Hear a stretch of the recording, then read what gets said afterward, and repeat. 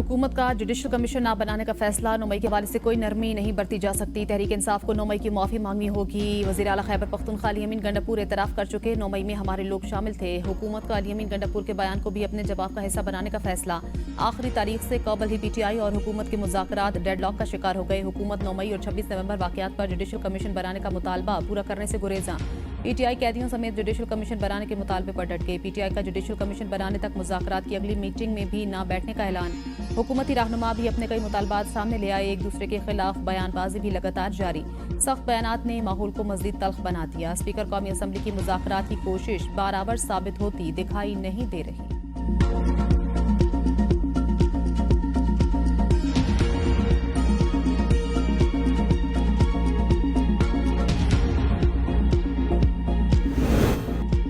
हुकूमत ने PTI को तहरीरी जवाब के लिए 28 जनवरी की तारीख दे दी। PTI का चौथी नशिस्त में शिरकत न करने का फैसला। स्पीकर कौमी असम्बली अयाज सादिक की ज़ेर सदारत हुकूमती मज़ाकराती कमेटी के ज़ेली कमेटी का इजलास।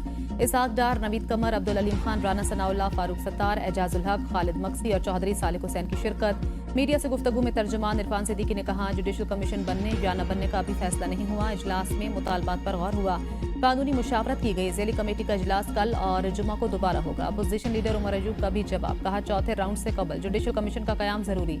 जुडिशल कमीशन का कयाम अमल में नहीं लाया जाता तो चौथे मुज़ाकराती राउंड में नहीं बैठे।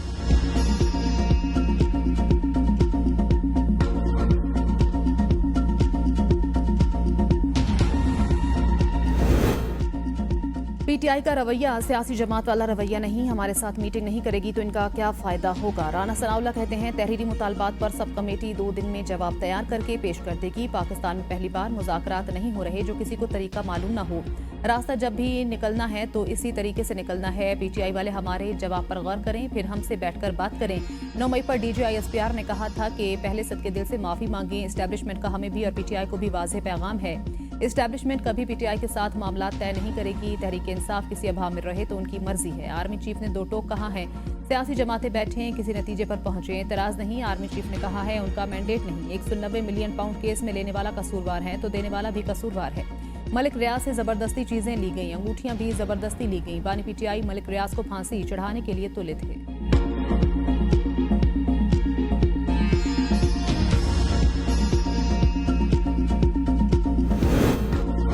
मुज़ाकरात के नाम पर कठपुतलियों के ढोंग ने इन्हें कौम के सामने बेनकाब किया। शेख वकास अकरम कहते हैं, जिस दिन आइन और जमहूरियत बहाल होंगे तो फॉर्म 47 के वजीर मुल्क से भागेंगे। मैंडेट चोर सरकार जमहूरियत के खिलाफ मुजरिमाना इक़दाम की बुनियाद पर खड़ी है।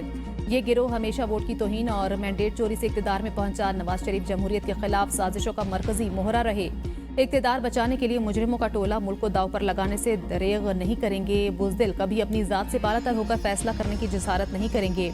इसका एहतसाब पहले सियालकोट के अवाम और फिर पूरी कौम करेगी। बानी PTI पर कौम का गैर मुतज़लज़ल एतमाद इनकी सियासी मौत पर का परवाना है। ख्याल के कोई और हो रहा है, मैं जुडिशल कमीशन बनाना है। मेरा ख्याल है उनका किसी स्टेज से भी मुज़ाकरात के लिए जो है वो संजीदा जो है अप्रोच नहीं रही। उन्होंने एक मशरूत किस्म की बात की है या धमकी दी है। माहौल बनाना चाहिए जिससे मुज़ाकरात की कामयाब के इम्कान आ जाए। और 35 पंक्चर से लेकर फॉर्म 47 तक सब जुडिशल कमीशन शामिल किया जाए। वज़ीर दिफा ख्वाजा आसिफ की ABN न्यूज़ और मीडिया से गुफ्तगू। कहा, इस कमीशन में सब धरने भी आ जाए, 9 मई भी, 26 नवंबर भी आ जाए। जुडिशल कमीशन के हवाले से कोई तजवीज़ ज़ेर गौर नहीं। जुडिशल कमीशन क्यों बनाया जाए। PTI की किसी स्टेट से भी मुज़ाकरात के लिए संजीदा अप्रोच नहीं रही। 9 मई पर लोगों को सजाएं हो चुकी हैं। अब कमीशन क्या तहकीकात करेगा। इन्होंने 3 हमले करके देख लिया और आखिर में तरलों पर आ जाते हैं। मेरा नहीं ख्याल कि इंटरनेशनल लॉबी पाकिस्तान के बारे में कोई स्टैंड ले। सिविल नाफरमानी PTI की पुरानी हिकमत अमली है। इनके मुतालबे पर किसी ने एक दुमड़ी भी नहीं रोकी। इलॉन मस्क के बयानात को अमरीका के साथ ताल्लुकात के तनाजुर में देखना चाहिए।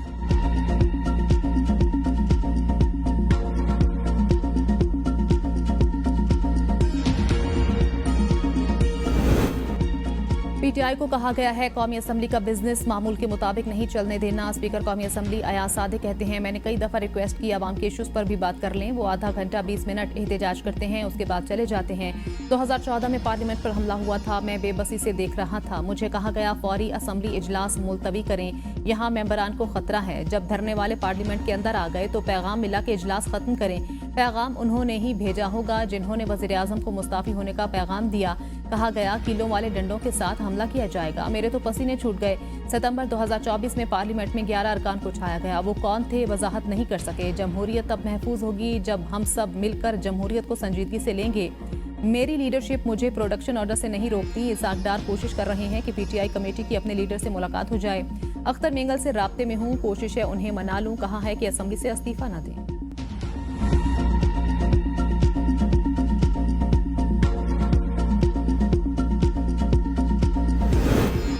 झूठी खबर फैलाने पर 3 साल कैद या 20 लाख जुर्माना होगा। पीका एक्ट तरमीमी बिल कौमी असम्बली में पेश। तरमीम के तहत डिजिटल राइट्स के लिए 4 इदारे बनाने का फैसला। गैर कानूनी ऑनलाइन मवाद की तारीफ में 16 अकसाम का मवाद शामिल। इस्लाम मुखालिफ, मुल्की सलामती के खिलाफ मवाद, गैर इखलाकी और तौहीन अदालत या इस एक्ट के तहत किसी जुर्म के लिए उकसाने वाला मवाद शामिल। गैर कानूनी मवाद में गुस्ताखाना, तशद्दुद, फिरका वाराना, मुनाफरत को हवा देने वाला मवाद भी शामिल। फहश मवाद, कॉपीराइट की खिलाफ वर्जी, जराइम या दहशतगर्दी की हौसला अफजाई पर मुश्तमिल मवाद भी गैर कानूनी मवाद की तारीफ में शामिल होगा। जाली या झूठी रिपोर्ट्स, आईनी इदारों और उनके अफसरान के खिलाफ इल्जाम तराशी पर मबनी मवाद गैर कानूनी होगा। अदलिया या मुसल्लह अफवाज के खिलाफ इल्जाम तराशी, ब्लैकमेलिंग और हत्या की इज्जत पर मबनी मवाद भी गैर कानूनी तस्वुर होगा। बेंचेस, इख्तियारात की इसका आईनी तरमीम से कोई ताल्लुक नहीं। अगर कोई वैसे ही डरने लग जाए तो अलग बात है। जस्टिस मंसूर अली शाह के बेंचेस के इख्तियारात पर तौहीन अदालत केस में रिमार्क्स। कहा सवाल प्रैक्टिस एंड प्रोसीजर कानून के सेक्शन 2 का है। बेंच अपना दायरा इख्तियार देखना चाह रहा हो तो क्या केस वापस लिया जा सकता है। अटॉर्नी जनरल का अदालती मुआविनीन पर एतराज।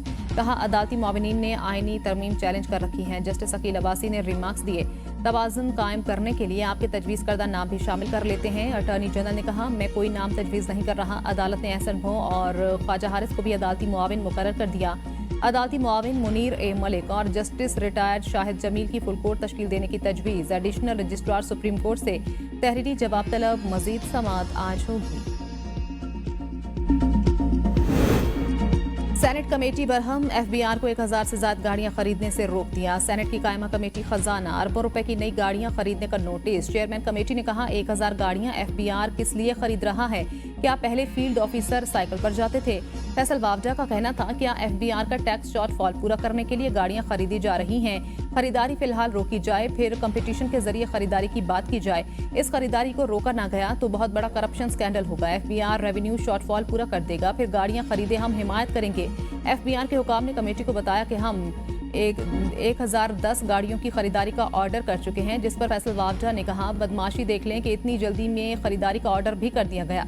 इजलास के बाद मीडिया से गुफ्तगू में कहा खांचे वाला कॉन्ट्रैक्ट किया जा रहा है, इससे बड़ा क्या स्कैंडल होगा। अगर गाड़ियां खरीदी गई तो मैं नैब में जाऊंगा।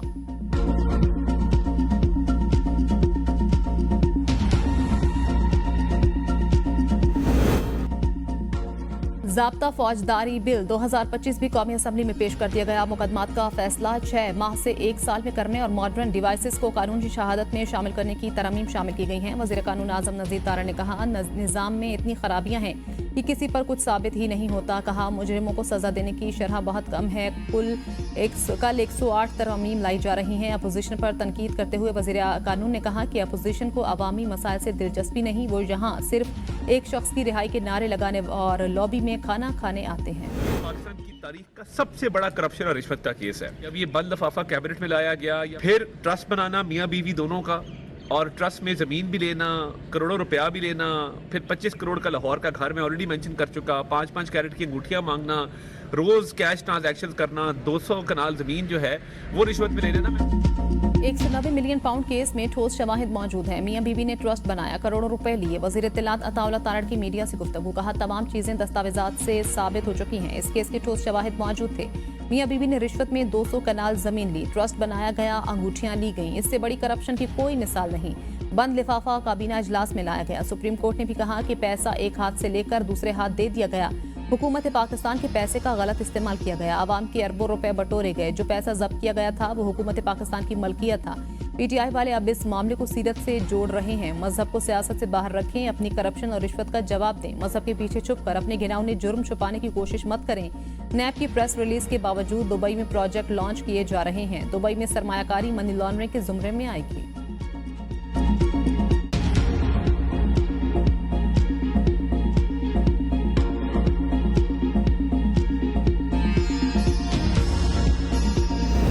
एनसीए को लगा कि ये जो 190 मिलियन पाउंड आ रहा है मलिक रियाज और उनकी फैमिली के अकाउंट्स में, ये उनको शक हुआ कि ये चोरी का पैसा है, तो उन्होंने फ्रीज कर दिया। ये पैसा जो था मलिक रियाज साहब ने सुप्रीम कोर्ट के अकाउंट में डाल दिया। 190 मिलियन पाउंड को चोरी का पैसा साबित करने के लिए अदालती फैसला जरूरी है। बैरिस्टर अली जफर कहते हैं किसी अदालत ने ये नहीं कहा कि ये जुर्म का पैसा है। 26वें आईनी तरमीम का फैसला तो सुप्रीम कोर्ट से होना है। 26वें आईनी तरमीम का फैसला चाहे आईनी बेंच या रेगुलर बेंच करे, ये होना है। ये नई किस्म का केस है, इसमें तवक्कुआत तो कुछ भी की जा सकती हैं। बरतानवी इदारे नेशनल क्राइम एजेंसी को लगा 190 मिलियन पाउंड चोरी का पैसा है और उन्होंने इसको फ्रीज कर दिया। एनसीए ने सेटलमेंट कर ली। पैसा सुप्रीम कोर्ट के अकाउंट में काबीना के फैसले से पहले आया। ये प्रॉपर्टी हसन नवाज से खरीदी गई और दोबारा बेची गई। हसन नवाज शरीफ के बरखुरदार हैं। नैब को सवाल पूछना चाहिए था कि वन हाइड पार्क प्रॉपर्टी कैसे खरीदी। एक सवाल पर अली जफर ने कहा हुकूमत के पास तहरीरी मुतालबात का जवाब देने के लिए 7 दिन का वक्त है।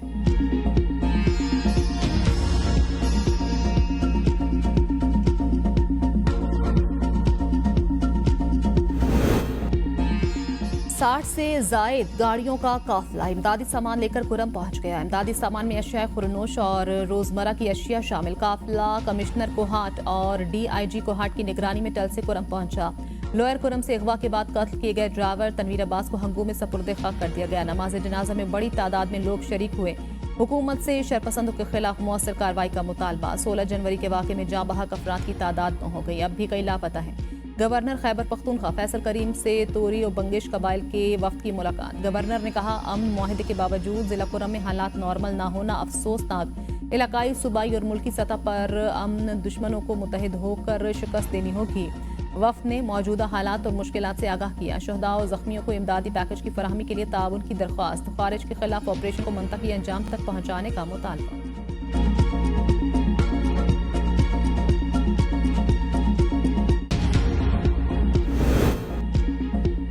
कुरम की सूरत हाल पर वज़ीर आला KP अली अमीन गंडापुर की ज़ेर सदारत इजलास। खैबर पख्तूनख्वा हुकूमत का कुरम अमन मुआहदे के दस्तखत को निंदगान का जिरगा बुलाने का फैसला। मुआहदे पर अमल दरामद के लिए दस्तखत को निंदगान की जिम्मेदारियों को उजागर किया जाएगा। इजलास में जिला कुरम में देहात की सतह पर कायम कमेटियों को फाल करने का भी फैसला किया गया। 1 जनवरी को कुरम के मामले पर कोहाट ग्रैंड जिरगे में फरीकैन ने अमन मुआहदे पर दस्तखत किए थे। फरीकैन की जानिब से 45 अफराद ने मुआहदे पर दस्तखत किए थे। यूटिलिटी स्टोर्स बंद। असासे और प्रॉपर्टी हिफाजती तहवील में लेने की तैयारी। काबीना ने यूटिलिटी स्टोर्स कॉरपोरेशन के ऑपरेशंस बंद करने के हवाले से कमेटी बना दी। वज़ीर सनअत व पैदावार 7 रुकनी कमेटी के सरबरा, वज़ीर मुमलिकत खजाना और रेवेन्यू और वज़ीर मुमलिकत IT कमेटी के अरकान में शामिल। वफाकी काबीना ने कमेटी के लिए TORs तय कर लिए। कमेटी यूटिलिटी स्टोर्स कॉरपोरेशन के ऑपरेशंस फौरी बंद करने के तरीक़ाकार का तायुन, प्रॉपर्टी असासों की हिफाजत, मेंटेनेंस के लिए इंतजामात का भी तायुन करेगी। कमेटी कॉरपोरेशन के मुलाजमीन सरप्लस पूल में शामिल करने के लिए इंतजामात का जायजा लेगी। मुलाजमीन को दीगर हुकूमती इदारों की आसामियों में जम करने का भी जायजा लिया जाएगा। कमेटी 7 रोज के अंदर अपनी रिपोर्ट वफाकी काबीना को पेश करेगी।